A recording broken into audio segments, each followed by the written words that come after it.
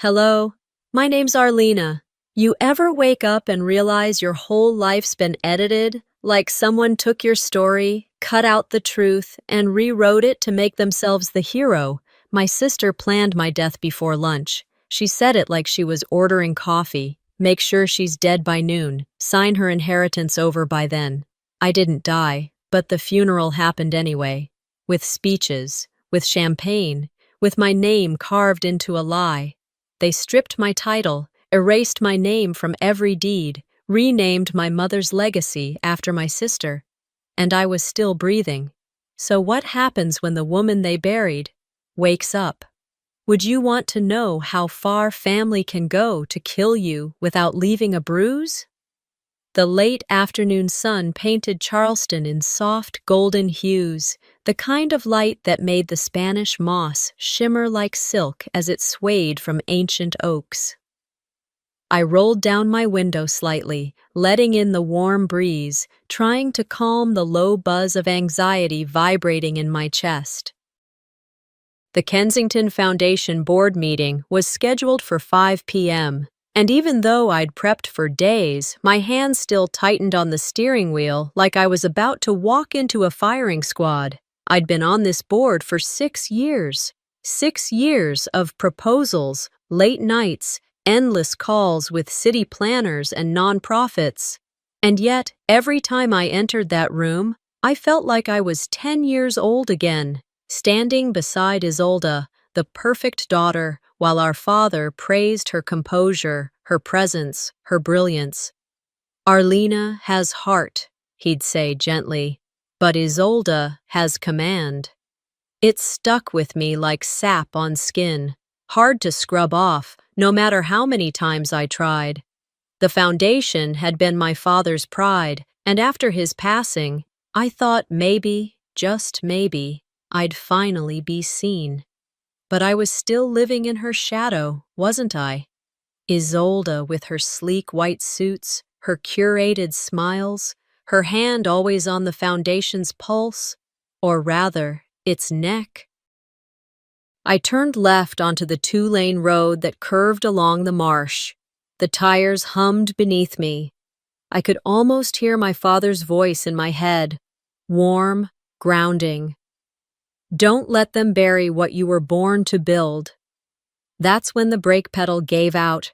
1 second, everything was still. The next, the car jolted. I slammed my foot down again. Nothing. The pedal hit the floor with no resistance. Panic clawed up my spine. I tried to steer into the shoulder, but the wheels slipped against loose gravel. The marsh blurred. Trees closed in. There was no time to think. Just sound. Screeching metal. Shattering glass. My body flung sideways, my forehead hitting the window hard enough to split skin. Then, silence. I don't know how long I was unconscious, long enough for the day to fade into a blue evening. Somewhere nearby, a security system pinged. Device offline. A phone screen blinked and then went dark. Across town, in a high-rise overlooking the harbor, Isolde adjusted the cuffs of her blouse and leaned back in her chair. The office was immaculate, glass, chrome, and quiet dominance. She held the phone to her ear, her tone casual, like she was discussing a garden party. "She won't make it past noon," she said smoothly. "I'll make sure she's dead by then. Sign her inheritance over, all of it, land, stocks, properties. She'll be out of the picture before the press conference." A pause. A sip of wine. She stared at a portrait on the wall. Our father in grayscale, strong-jawed and severe. I used to think he looked noble in that photo. Now he just looked distant. "Good," she murmured. "Handle it." Behind the partially open door, a figure froze. Grace, or as most people knew her, Luriel, had come to return a brief from the firm's files. She wasn't snooping. She hadn't meant to hear, but the words hit her like a slap. Make sure she's dead. The manila folder in her hands trembled. Her other hand instinctively gripped the small digital recorder clipped to her pocket. She'd been dictating a memo for another case. The light was still blinking red. She didn't dare move. Not yet. Not until Isolde walked out, pristine and unbothered, heels clicking on marble like punctuation marks of control. Grace exhaled silently. Her heart thundered, because she knew then this wasn't just family politics. This was murder, planned, spoken, confirmed. And it was all on tape. I didn't even remember how I got back to my car. One moment, I was standing outside Isolde's office door, heart pounding, mind racing, hands still gripping the USB recorder. The next, I was in the parking lot, engine idling, staring at my reflection in the rearview mirror like I didn't recognize the woman behind the wheel. Everything I knew about this family, my work, my loyalty to the Kensington name, had just been shoved into a corner by 5 words I would never forget. I will make sure she's dead.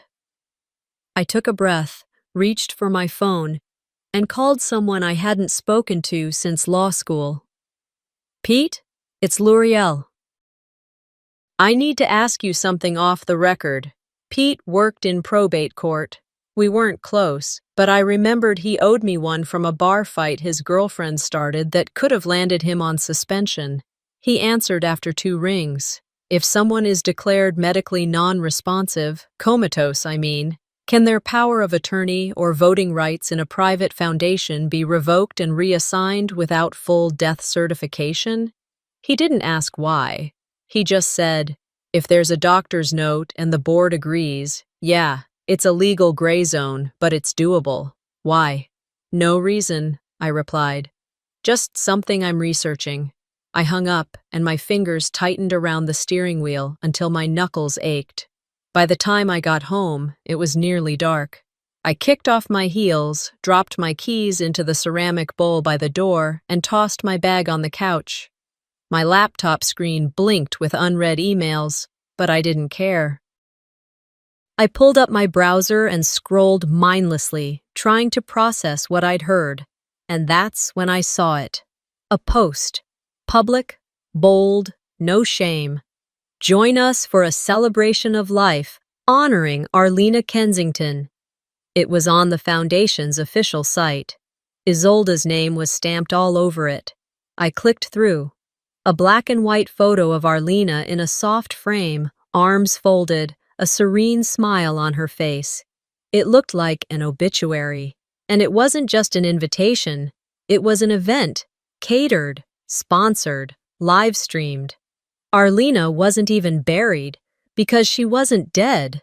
I said it out loud in my apartment, the words bouncing off the walls.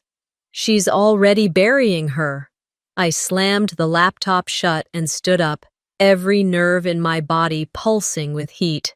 This wasn't grief. It wasn't even a cover-up anymore. This was a marketing campaign. The memorial was set for Saturday evening at the Kensington estate. I didn't RSVP. I just showed up. The ballroom glowed with soft amber lights. Live piano, champagne flutes clinking against crystal. People dressed in black, sipping and nodding politely like this was a charity gala and not a eulogy for someone who was still breathing. Isolde stood at the front of the room, a vision in dove gray, one hand resting delicately on the podium. Her voice was smooth as buttercream. Arlena was kind, sensitive. She believed in goodness, even when it cost her. She paused, letting the air settle. She wasn't built for the weight of legacy, but we loved her, and we will continue the work she started. A man beside me muttered, "Such a tragedy. Poor girl." I turned slightly, just enough to catch Isolde's eyes as she scanned the room. She didn't flinch when she saw me, just the faintest uptick of her lips, like she was daring me to speak. I didn't. I lifted my phone instead and recorded every word. Later that night, as guests drifted toward valet and the lights dimmed, I slipped into the back hallway. I knew where the private boardroom was, used it enough times myself. The oak-paneled walls muffled voices, but not completely. I heard Isolde before I saw her. The assessment is signed. I had Dr. Maddox draft it himself. It says she's non-responsive, likely permanent. That's all the board needs to vote. Another voice replied, "It's cold, Isolde, even for you." She snapped, "It's clean. Arlena can't lead. She can't sign. She can't even speak. The foundation needs control, and I'm the only one who knows how to handle it." That's when the door opened. I didn't step back fast enough. She saw me, and for one flicker of a second, her face shifted. Just enough to show something other than confidence. Not fear, not guilt, just irritation, like I was a stain she hadn't accounted for. "You should be careful where you wander, Grace," she said softly. "Some doors weren't meant for you." I wanted to spit at her. Instead, I smiled and walked away. Back in my car, I opened the USB recorder again and hit stop. Then I pressed save. That night, I couldn't sleep, not because of what she'd said, but because of what I knew was coming. At 8 a.m. the next morning, an official notice went out to all Foundation trustees. Effective immediately, Arlena Kensington's voting privileges had been revoked. The reason? Medical incapacity, based on licensed physician documentation with unanimous board agreement. I sat on my kitchen floor, still in pajamas, reading the email over and over. They hadn't even waited to see if she would wake up. The air felt heavier, thicker somehow, like my body had become waterlogged. I didn't know if I was dreaming or drifting or somewhere in between. Time didn't feel real in here. I didn't feel real, but I heard things. Bits of conversation, the beeping of machines. My name, spoken like a question, not a presence. Inside the fog, memories flickered like old film reels, the sound of my mother humming as she planted marigolds outside our kitchen window. The scratch of pencil on blueprints late at night.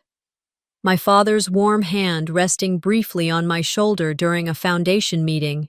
His way of saying "well done" without saying it. He wasn't big on praise, but when he did offer it, you remembered. "You have heart," he told me once, not long before he died. "That's what they'll never understand." Then, like a slap, another voice cut through it all. She was always too soft. It was Isolde, that cool tone she used when she knew no one would push back. "She means well," she'd say to the board when I spoke up, "but legacy needs structure." She'd never say my name in public if she didn't have to, just enough to make sure people knew I was around, but not important. I didn't even know what day it was. In the darkness of my mind, I tried to remember the last project I touched.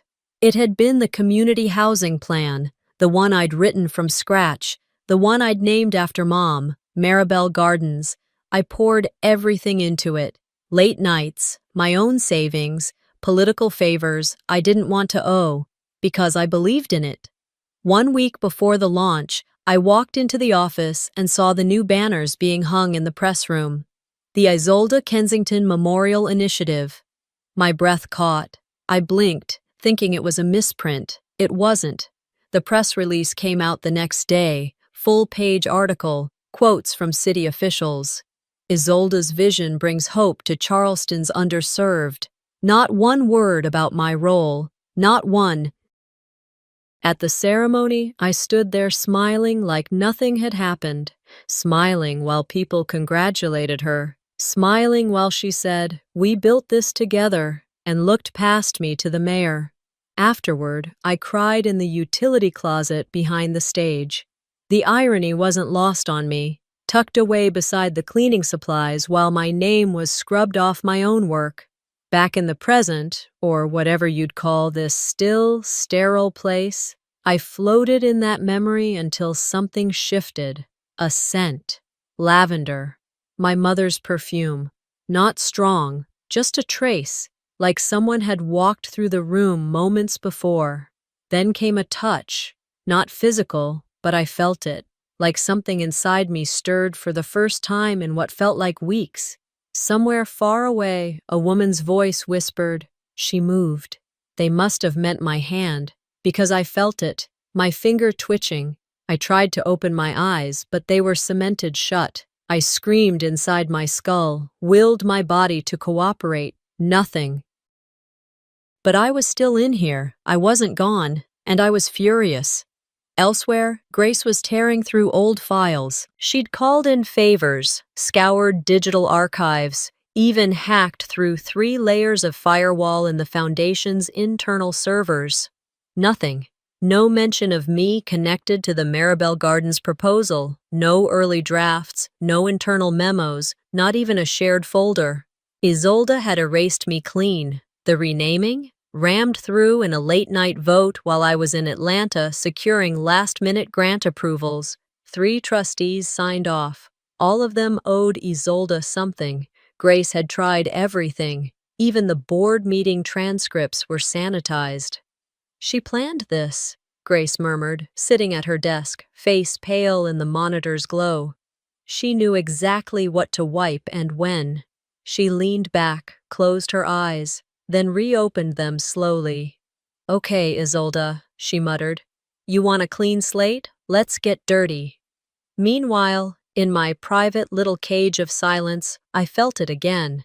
A tear. It slipped from the corner of my eye and traced down into my hairline. A nurse leaned over. I heard her murmur something like, "She must be reacting to the saline adjustment." But she was wrong. That tear wasn't involuntary. It was the first fight I'd won since the crash. The realization settled like sediment in my chest. Being erased wasn't just about power. It was personal, strategic, intentional. That next morning, as soft sunlight crept through the half-closed blinds in my hospital room, something inside me began to shift. Not just physically, I still couldn't move more than a finger, and even that felt like dragging iron through sand. But mentally, I was clearing fog, not fast, but enough to remember what mattered, who I was, and what they were trying to take. Grace hadn't told me everything, but I knew. I could hear pieces through whispers in the hallway. The nurse who called me a miracle. The one who muttered under her breath that I didn't look like I was out of it. I wasn't. I was listening, just not to the world they assumed. 2 days later, the lights in the room changed. Not overhead, the feeling. I recognized Grace's presence before she even said a word. Her footsteps were softer than the rest, careful but determined. She leaned in, whispered like she always did when no one was watching. "Arlena, they think you're gone, but I've moved you. No one knows you're here. And she's already hosting press conferences like she wrote your story." I blinked. One, deliberate. Her breath caught. "Okay, that's you. I know it is." That night, she stayed past visitor hours. The staff here didn't ask questions. Grace made sure of that. She paid cash, under a pseudonym, using a network of favors and contacts I didn't know she still had. The name on my chart wasn't mine, but it was protection, because if Isolde thought I was dead, she'd let her guard down, and that's when we'd take everything back. The next morning, Grace left early, said she had errands. I didn't know she was heading back to the law office, and I definitely didn't know what she kept locked in her bottom drawer, wrapped in a silk scarf and taped shut like it might explode. The USB drive, she stared at it for a full minute before plugging it into her computer. As the screen lit up, the audio file auto-loaded. Isolde's voice came through the speakers, clear as crystal. "I'll make sure she's dead by noon. Sign it over." Grace flinched. Not because it was unexpected, but because hearing it again was worse than memory. She played it twice, then 3 times, each word slicing sharper. By the 4th round, her hand stopped shaking. She copied the file to 3 separate drives, encrypted one, mailed another to an off-grid safe contact in Tennessee, and hid the third in a wall vent behind a framed diploma. Later that evening, she drove out to a house on the far end of West Ashley. A former investigator named Reed lived there now, retired, burned out, but still sharp. And he owed Grace for a past case she'd gotten him out of. She handed him the USB and said only one sentence. "If anything happens to me, send this to every media outlet with my name on it." Reed didn't blink. He just nodded. Meanwhile, back in my room at St. Lucia's, a nurse entered during the overnight shift, checking vitals. I watched her through half-lidded eyes. She adjusted the IV, noticed the subtle twitch in my left hand, paused. "You moved again," she murmured, not writing it down. Instead, she turned toward me, just for a second, and whispered, "Don't let them think they've won." Something broke open in my chest. That night, I dreamt of the garden my mother used to tend. How she always said marigolds were flowers of memory. How even after she died, I kept planting them every year near the estate wall, just outside the kitchen window. The last thing I did before the accident was approve the final funding round for a housing complex meant to carry her name. Now that complex carried Isolda's, and she stood in front of cameras acting like I'd never existed. But I had existed, and thanks to Grace, my voice still did. 2 days later, Grace walked back into my room, phone in hand, a small smile tugging at her lips. "She's getting cocky," she said, sitting by the bed. "She's doing an interview tomorrow. Local network, full-on tribute. Says she's carrying on your vision." Her words. I blinked twice. Grace leaned closer. "She doesn't know we've got her. Not yet. But soon. We go slow, Arlena. We do this smart. Because when she falls, it's gonna be permanent." I wanted to respond, to scream, to cry. Instead, I closed my eyes and let a single thought settle like stone. Let her speak. Every lie makes the truth louder. By the time Grace slipped her way into the Kensington estate that Saturday evening, the fundraiser was already in full swing. The string quartet played something expensive and forgettable, and the clink of champagne flutes bounced off the crystal chandeliers like forced laughter. Outside, a valet took her keys with a distracted nod. Inside, no one questioned her presence. Isolda had cultivated a crowd so self-congratulatory they wouldn't have noticed if the walls caved in. She moved through the foyer with a calm I'd seen in her before, back when she cross-examined men twice her age and shredded egos without raising her voice. She knew how to disappear in plain sight. Tonight, she blended in under the low gold lighting, her expression unreadable. But I knew the fire in her chest. She'd shown me the headline that morning. "Isolda Kensington's vision for low-income housing sets new standard." And underneath, a photo of the ribbon cutting, the new building bearing my sister's name where mine should have been. It wasn't just insulting, it was theft. Grace had placed the article on my hospital bedside tray. I'd woken up that morning to see it first thing. "That was mine," I mouthed. The words barely made it out, like lifting a boulder with my lips. She didn't say anything. She didn't have to. We both knew that building had been my design, my fight, my legacy. But there was Isolda, beaming at the camera, standing in front of the name she didn't earn. Now, Grace was here, acting like just another well-dressed donor, while upstairs, the Kensington study sat waiting. She waited for the right moment, another toast, another speech. Then, while everyone applauded Isolda's latest act of benevolence, Grace slipped down the rear hallway and closed the double doors of my father's study behind her. She moved to the desk with purpose, pulled open the bottom right drawer. slid out the false bottom, clicked a latch beneath, and there it was. Back at the hospital earlier that day, I'd written it down in sharp, deliberate letters. Get the box in Dad's study.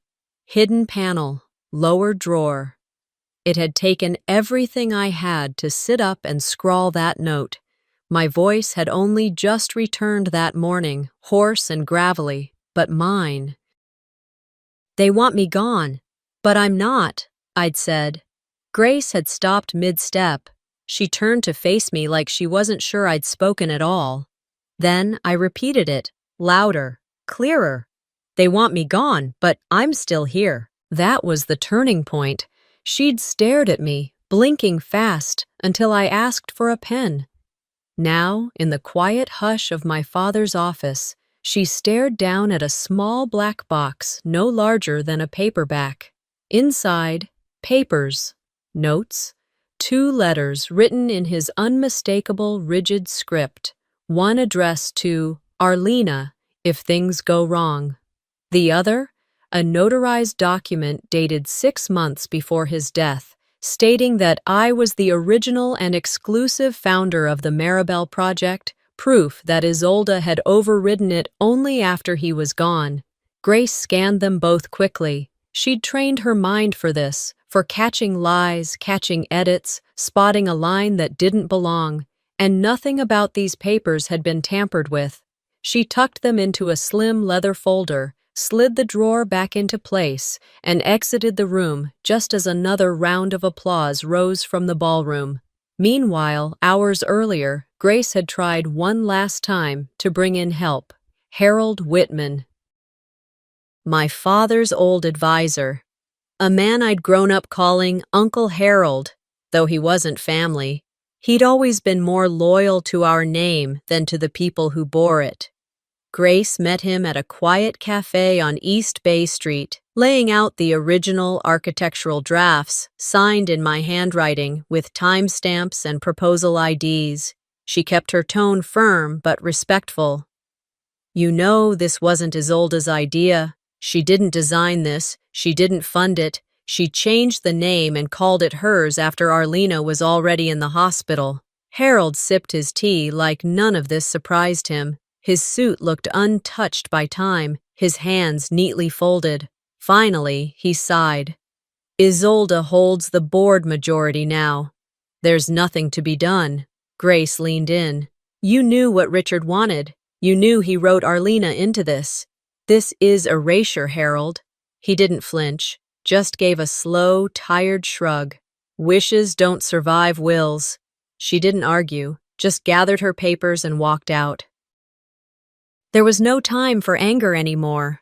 Back in my hospital bed, I listened to the beeping of machines and the buzz of fluorescent lights. My body was gaining strength by the day. But more than that, my resolve was solidifying. They'd tried to wipe me out like a chalkboard, like I was some small footnote to be replaced by a more marketable version of success. But I wasn't going to stay silent anymore. And I had the one thing my sister didn't. Proof. The moment Grace clicked that hidden latch and opened the black box, I knew my father had been preparing for this war long before I even saw the battlefield. She didn't call me right away, not yet. She sat on the edge of the study chair, the old leather creaking under her weight, fingers trembling just slightly as she unfolded the letter dated precisely 2 weeks before he died. His handwriting, so rigid, so deliberate, ran across the page like a man carving his final will into the world. To my daughter, Arlena, it began. Not to my daughters, not to the board, just me. The letter named me as the sole trustee of the land where the new housing project stood. It referenced my original design proposal, mentioned a donation I'd quietly made in my mother's name, one even Isolde didn't know about. And at the end, one line burned itself into Grace's brain the moment she read it. Only she understands the soul of this family. That night, Grace locked the letter and supporting papers in her briefcase, took a second set of photos on her phone, and emailed the images to 2 secured anonymous accounts we'd created for emergencies. Then she drove back to the hospital. It was nearly midnight, but I was awake, eyes dull but aware, arms still weak but no longer useless. She didn't even sit, just opened the file and placed it in my lap. "This changes everything," she said. My hands shook as I flipped through the pages. My eyes scanned the words again and again. For a long while, I said nothing. Then, finally, quietly, I whispered, "He knew. He knew she'd do this." Grace nodded, barely holding it together. "He left it for you to find. For you. Not me. Not anyone else." I looked up at her, my voice still gravelly but steady enough. "Then let's use it." The next morning, she met with Reed, the former investigator now acting as our shadow strategist, and a discreet lawyer named Ortega who owed her from a class action case she'd helped kill quietly 10 years ago.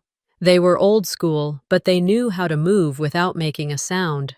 By noon, they had drafted a motion to freeze all asset transfers under the Kensington estate, citing newly discovered documentation and questionable behavior by the acting board chair, Isolda. The documents were loaded onto a thumb drive. Grace returned to the hospital at 1:30 p.m. sharp. "You ready to sign?" I nodded. "Let's take our first swing." I gripped the pen with fingers that had only started cooperating the day before. It took me a full minute to sign my name, but I did it, twice, on every page that mattered. By 2:15 p.m., the emergency injunction was filed with the Charleston Probate Court, and for one brief hour we celebrated. Then the call came. It was after 3:00 p.m. Grace stepped out of my room to answer her cell. When she came back in, her face had lost its color. "It's been leaked," she said. I blinked, confused. "What?" "The filing, the motion. It's already under review by Isolda's legal team. Someone gave them a heads up." My stomach dropped. "How?" She didn't answer right away. Instead, she opened her laptop, started tracing IP logs from the Foundation's legal server. She clicked, scrolled, clicked again, then froze. A file had been accessed at 10:27 a.m. by an internal account assigned to Michaela, her junior aide. "That's impossible," Grace muttered. "She wasn't even on today. I gave her the week off." I knew Michaela. She'd been working with Grace for over 2 years, bright, fast, loyal. At least we thought. Grace dialed her number. No answer. She tried again. Straight to voicemail. "I need to find her," Grace said, already reaching for her keys. By the time she pulled out of the parking garage, I was staring out the hospital window at a sky that had turned a strange shade of green-gray, the kind of color that came before a storm. "She always had someone on the inside," I murmured. "Of course she did. My sister never left a plan unprotected. If there was a weak link, she made sure it was in her pocket. But this time, she wasn't the only one with leverage." When Grace returned later that evening, after 2 dead ends and a conversation with Michaela's confused boyfriend who said she'd left town that morning without explanation, I was waiting with a new idea. "We go public," I said. Grace looked exhausted. "Arlena." She's already parading herself around with my name. What are we protecting anymore? She wants to win with a lie. Let's beat her with the truth. Grace took a long breath. And what if they spin it? What if they say you're unstable, that you're just angry you lost your seat? I raised an eyebrow. Then let them say it. I pointed to the letter still resting in the briefcase. That paper doesn't scream angry. It screams prepared. He knew what she'd do, and now we do too. Grace slowly nodded, then crossed the room and took my hand. "She wants a fight?" I said, my voice now louder than a whisper for the first time since the accident. "Then she'll get it." The envelope I handed off that night felt heavier than it should have. Maybe it was the years of silence packed inside it. Maybe it was the weight of my father's handwriting, words written before he left this world, words that never had a chance to breathe until now. I slipped it to the donor at the event without drawing attention. Just a nod, no smile, no explanation. She accepted it with raised brows, sensing something important, but respected the unspoken. That moment wasn't about confrontation, it was about precision. If I had gone up to that microphone and told the truth, they would have dismissed it as bitterness. But if the truth leaked without me saying a word, it would carry more weight. Grace had told me earlier that day about the document she found behind the will. A draft, clearly written by my father's hand, naming me directly.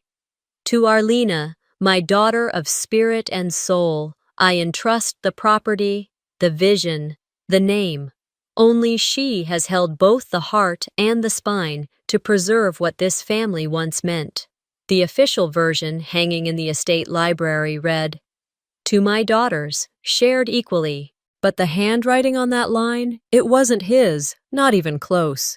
Grace took one look at it and said, "That's forged, sloppy too." Whoever doctored this thought, no one would dare check. We weren't just fighting for a name anymore. We were fighting for truth buried beneath a polished lie. The event at the estate was another PR performance. Isolde wore cream again, her trademark. Perfect hair, perfect posture, a cocktail in one hand, her voice lilting over the crowd like she was narrating a documentary about herself. "I never thought I'd carry the foundation alone," she said at one point. "But I carry Arlena with me. Everything I do is in her spirit." I stepped into the ballroom at the exact moment she said it. For a second, the music dipped and conversation slowed, heads turned. People blinked like they weren't sure they were really seeing me. Isolde faltered, but only for a breath. She smiled, controlled, manufactured, and said, "There she is, the woman herself." "Everyone, let's welcome my sister, Arlena." What a surprise! I walked forward slowly. I didn't touch the mic, didn't greet the crowd. I placed the envelope on the podium, gently tapped it twice, then turned and walked out. No words. Let them wonder. Let them read. In the hallway, I didn't expect anyone to follow me.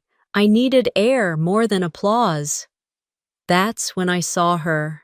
Celeste. Our father's second wife. She had never been warm, never cruel either, just distant. She moved through our childhood like a ghost with an apron. She never interfered, never chose a side, until now. She stepped in front of me, her voice barely above a whisper. "He always meant it to be yours," she said. I stared at her, unsure if I heard right. "I'm not talking about the land," she added, "or the money. He meant the name. He always said you carried the soul of this family better than anyone." Then, as if the air had shifted, she placed her hand on mine, just once, and walked away without another word. It hit me like a second wind. Not because I needed her approval, but because sometimes the quietest person in the room carries the sharpest truth. That night, things moved fast. The donor, Margaret Baines, a well-known philanthropist, opened the envelope and saw the handwriting. She recognized Richard Kensington's script immediately. She didn't call Isolde, she called a journalist. By morning, Grace's inbox was flooded with requests from local and national outlets. The letter went viral. Handwriting experts weighed in. Analysts dissected the timeline. Questions started piling up in the press room faster than Isolde could answer them. Did the will change after his death? Was Arlena's name intentionally removed? Is the Kensington Foundation built on forgery? Isolde's team scrambled. A publicist issued a statement calling it a misunderstanding rooted in outdated drafts. But the cracks were showing, badly. That evening, Grace handed me her phone. "You need to see this." A screenshot of a news ticker. Breaking. Kensington legacy under fire. Allegations of document manipulation emerge. Below it, a still of me walking out of the ballroom, envelope in hand. No caption, no quotes, just an image. Sometimes that's enough. Sometimes the truth walks quietly through a lie and rips it apart from the inside. The courthouse was already humming when we arrived. Grace parked in the underground lot and helped me from the passenger seat with practiced care. I walked slowly, still regaining full strength, but with a steadiness that surprised even me. My sister had spent weeks ensuring the world saw me as frail, voiceless, irrelevant. Today, I would make her regret every second of it. We entered through the back, avoiding the main steps where reporters hovered. Inside, our attorney was already waiting by the security checkpoint, motioning us toward a private side room. In his hands, he held the emergency injunction papers, already prepped with supporting evidence, the letter, the original draft of the will, and the recording, all of it stacked, sharp and undeniable. By 10:43 a.m., we stood before the judge. Grace's voice didn't shake once. "Your Honor, we're submitting this injunction to pause all financial activity associated with Isolde Kensington, pending full investigation into potential document manipulation, abuse of power, and an attempt to permanently silence a legally entitled co-trustee." The judge reviewed the files, leaned back, eyes narrowing over his glasses.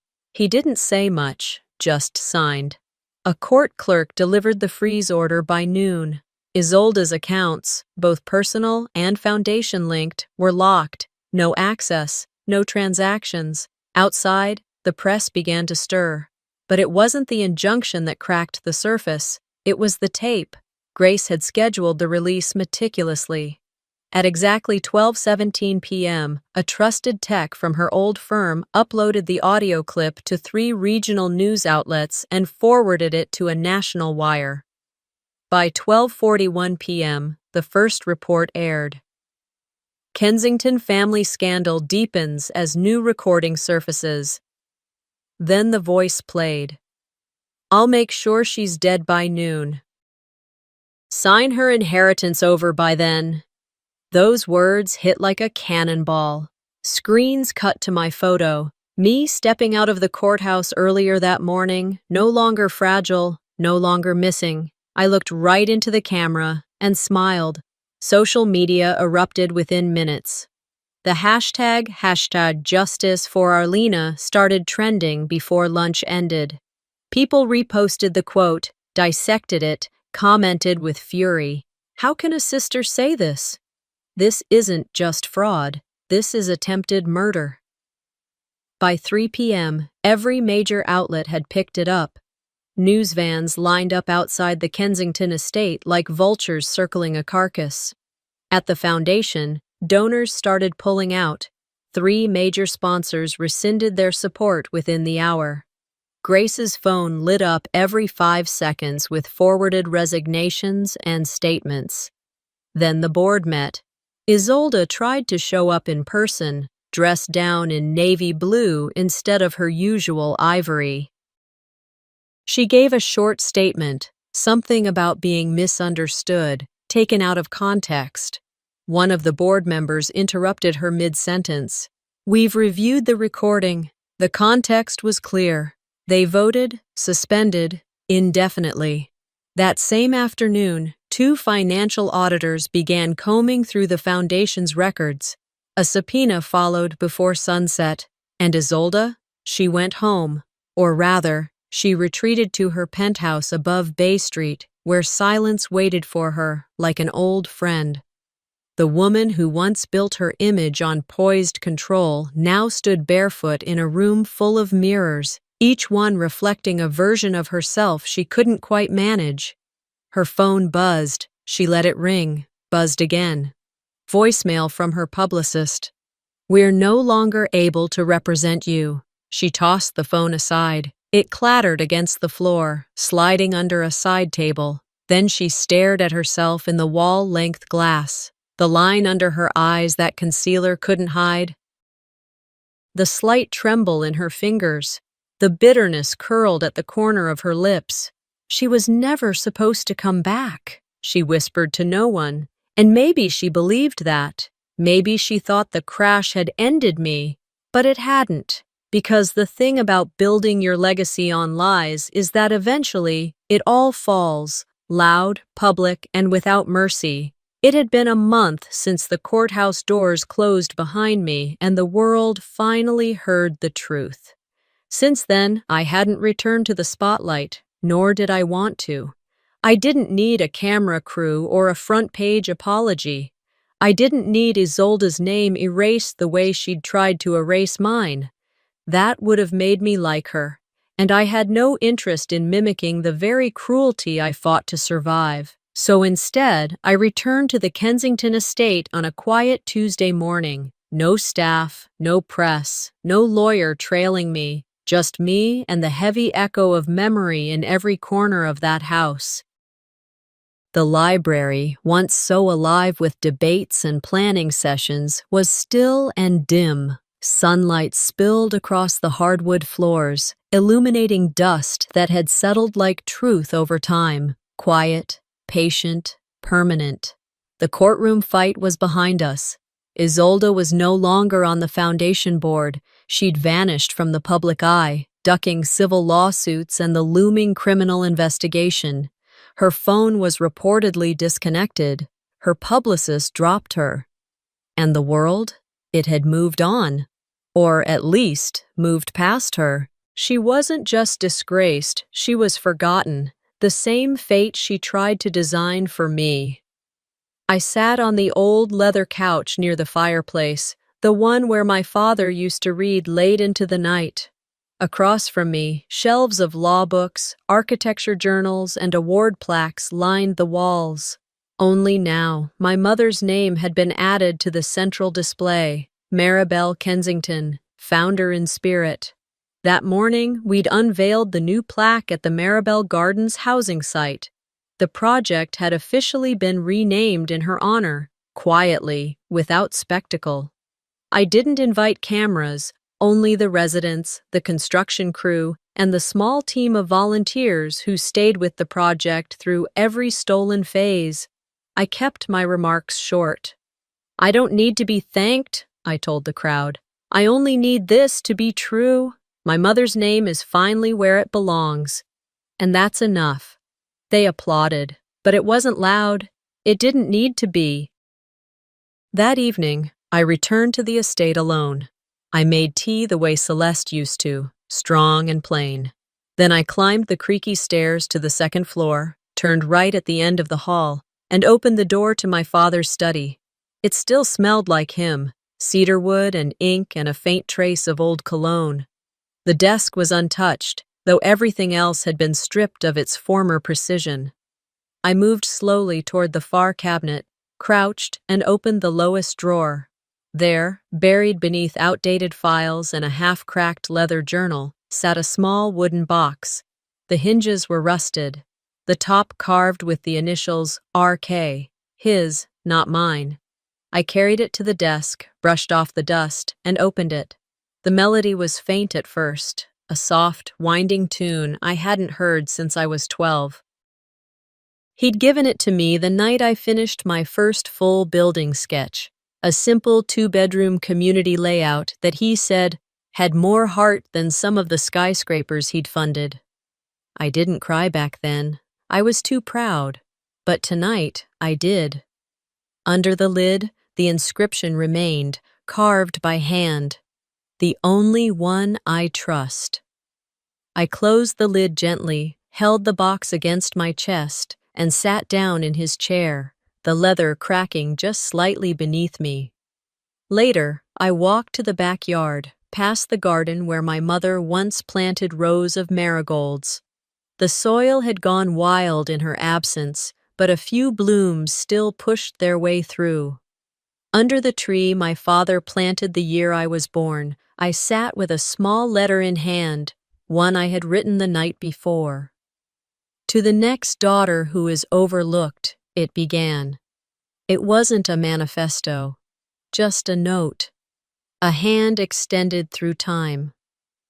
I know what it feels like to be silenced in rooms you helped build, to be excluded from legacies you poured yourself into. But I'm here to tell you, don't stay small. Don't wait for someone to give you permission to take up space. You belong, even if no one claps when you enter the room. I folded the letter, placed it inside a jar, and left it beneath the bench under the tree. I didn't survive to be angry. I survived to rebuild. And this time, no one writes me out.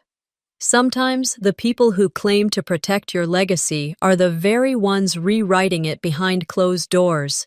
This story isn't just about inheritance, it's about truth, and how silence can be used as both a weapon and a shield. Arlena didn't come back for revenge. She came back to reclaim what was hers, and in doing so, she gave voice to everyone who's ever been written out of their own story. Have you ever felt invisible in your own family? Let me know in the comments, and don't forget to subscribe for more powerful, emotional stories like this one. Your story might be next.